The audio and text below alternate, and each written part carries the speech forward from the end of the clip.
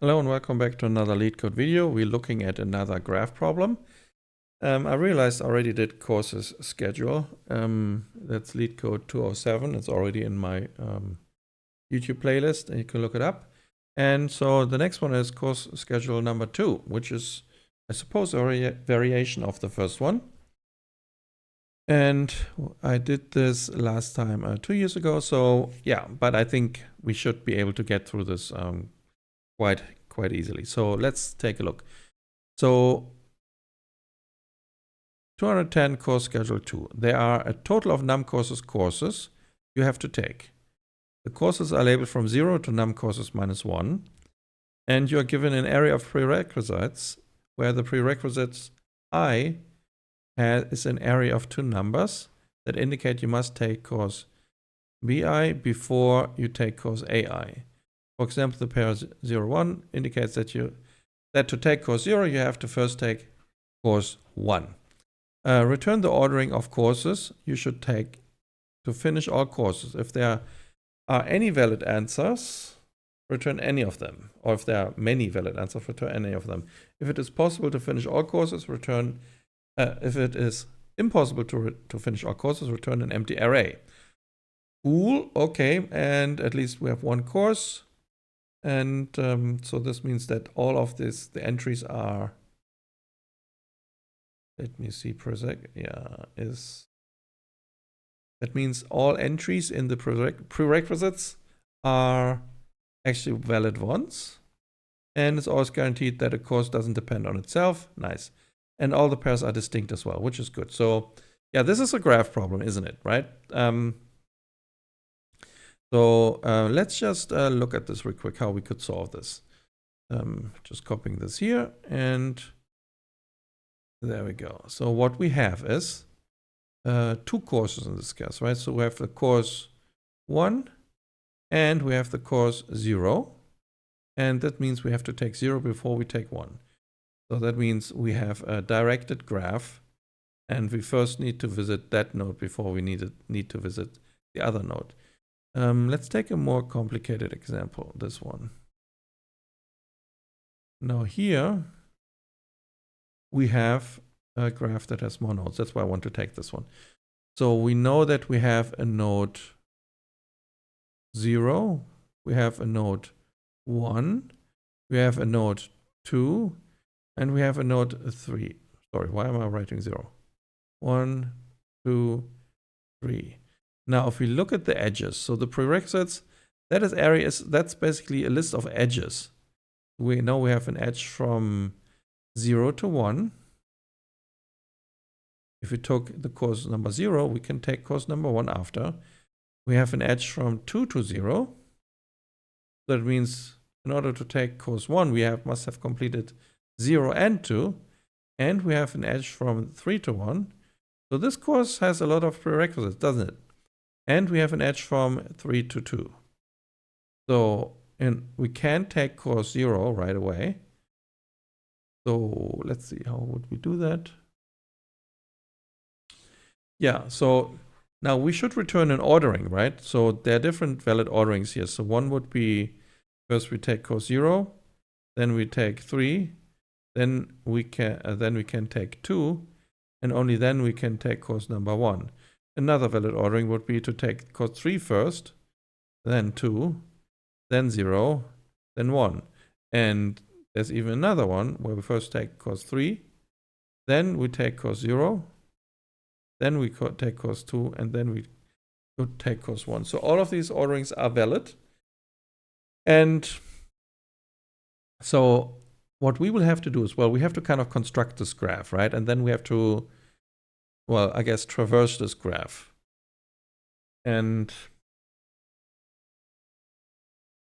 yeah, and how can we do that? Well, I would say first what we should do, we should compute the number of parents for each of the nodes. So this one would have 3 parents. This node 3 will have 0 parents. Node 0 has 0 parents. Node 2 has 1 parent. So if we keep track of the number of parents when we traverse the graph, as soon as a node has 0 parents, that node can be, well, that's a course that we can take. And so here in the beginning for the first course, we only had the choice between node 0 and node 3. Both have no parents. Now, after we've completed node 0, only node 3 was left with no parents.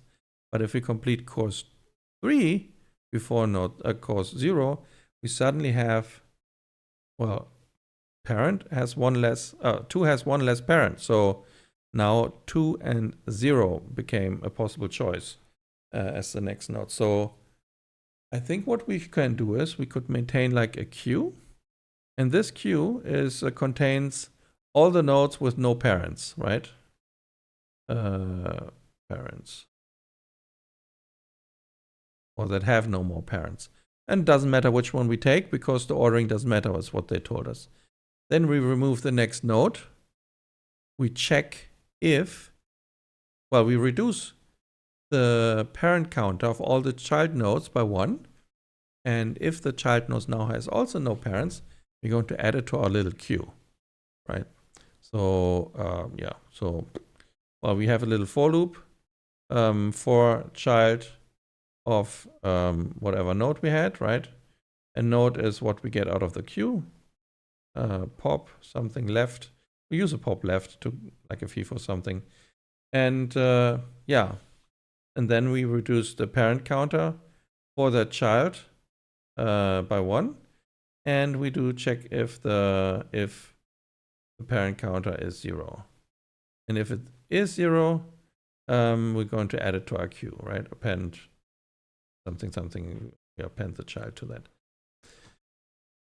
And every time we run into, well, every time we pop an element out, we need to add this to our result, which will be our ordering. So I think that makes it very clear what we need to do. We just need to iterate over all of the nodes. And we need it. Oh, yeah, we're not fully finished. So we need a data structure for the graph. And maybe we use a little, I guess, a hash map for the graph. And that contains as the keys the parent, and as a child, well, I guess a list of child nodes. So that when we visit a node, when we want to iterate over the children of a node, we can actually get it from the graph so that we get the children from that node. And when we've completed a graph, we can delete it as well. So when we've done this little loop, we could actually remove the parent, so the node, from this hash set if we wanted to. But we need to build this first. And the way to build this is with by adding all of the edges, by iterating over the edges. So yeah, let's just do that. So we're going to have a little helper method, build graph. And that one will simply will iterate over all of the edges. For edge in prerequisites.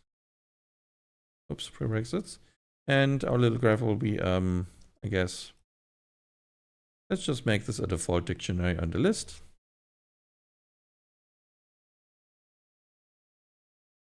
Yes, and we import that from collections.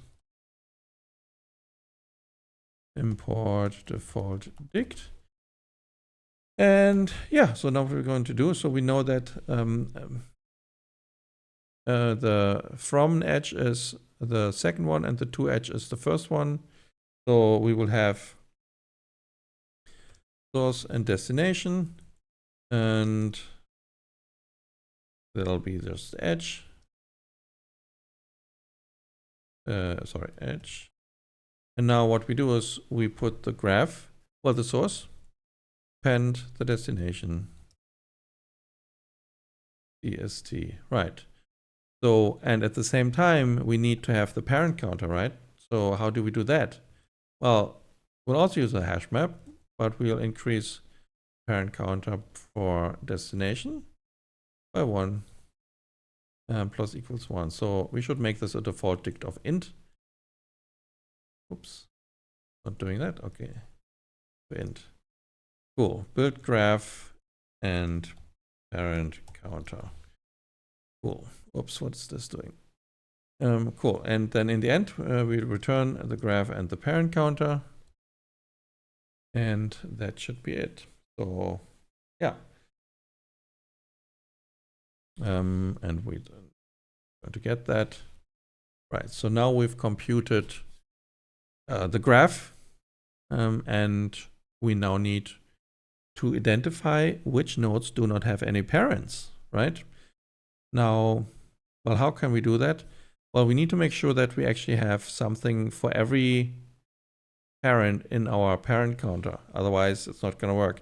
Maybe we don't need a default dict, but we need to iterate over num courses so that we put every course into num courses, and we set the counter to 0 in the beginning.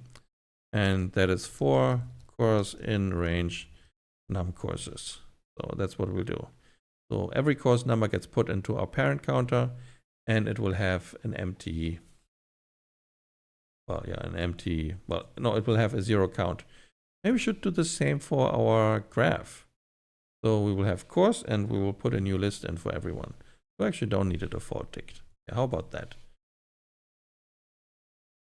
So yeah, course and range num courses. Right. So that's how we can do that. Now, how do we traverse the graph? Well, we're going to have to, well, we have to use something. I like to use a breadth first search, so we're going to use a deck, a FIFO that has of1 hopping elements from the head.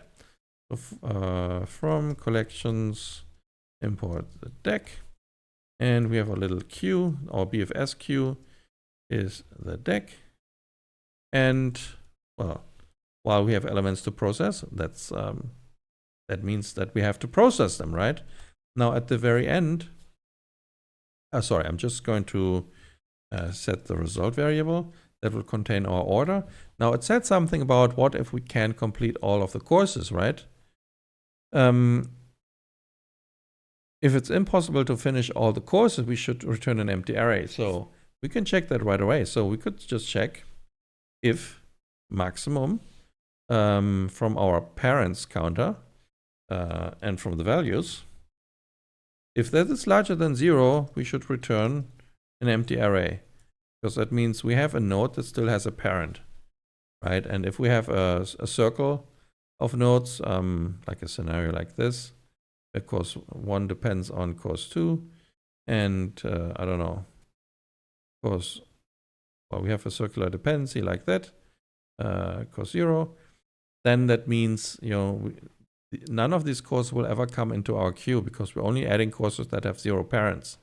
So if we have a course 4 and 5 here that belong to the same set of courses, then we will be able to complete first 5 and then 4.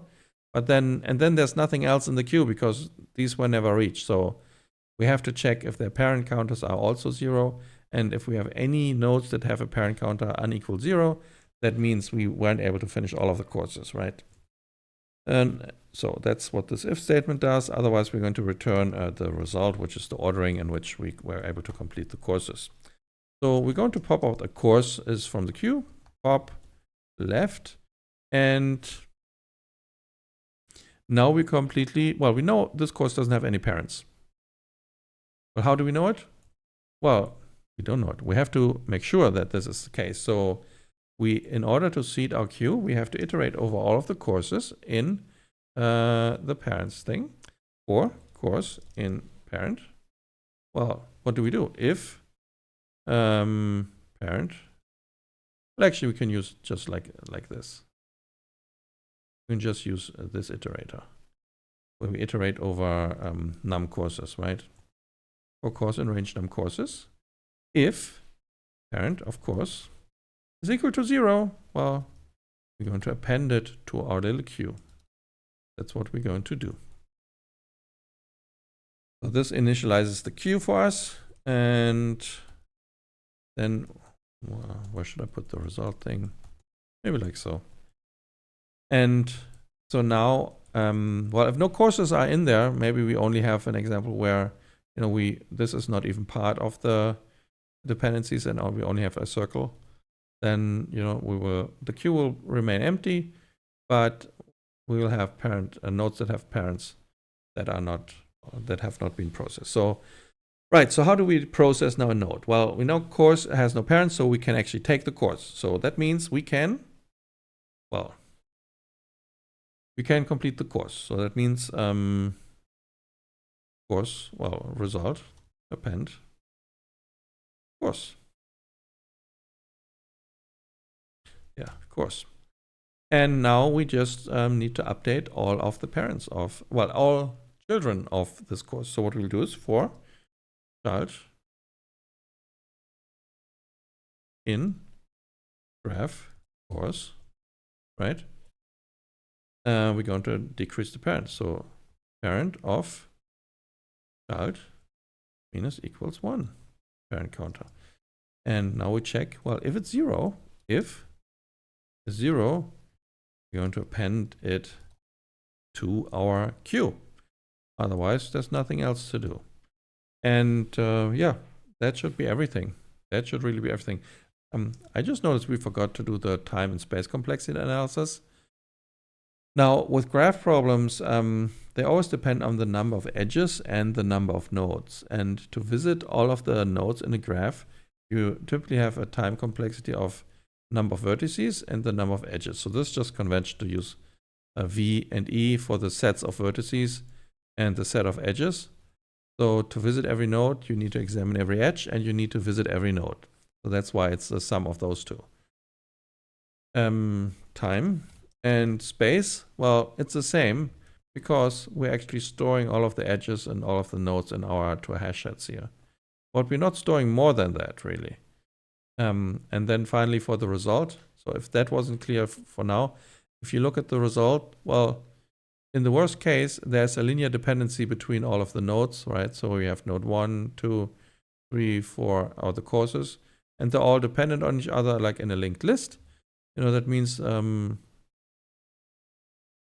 also going to be in the result set like so. And even if there aren't any circles in it, that means our result set will still contain all of the courses from 0 to num courses, right? That's the goal. So the time complexity is still going to be num courses. And num courses is the same as the number of vertices.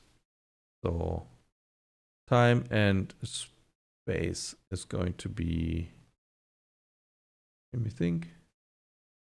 Yeah, I think that's the time and space. So that should be everything. I'm nervous to try this because I haven't tried this before, but I think the concept is solid enough so that even if it doesn't work, we can fix it. Cool. So it passes the initial test, even the edge cases. Nice. So let's try to submit this, see if everything is okay. And voila, it is. So there you go. So the trick to this problem is really construct the graph so that you can traverse the graph. Use a breadth first search to know, well, to keep track of the courses that you can take next in every step. And use a parent counter to know when you are able to track when you are able to take a course that you couldn't take before because it had dependencies. Yeah, and that concludes this little problem.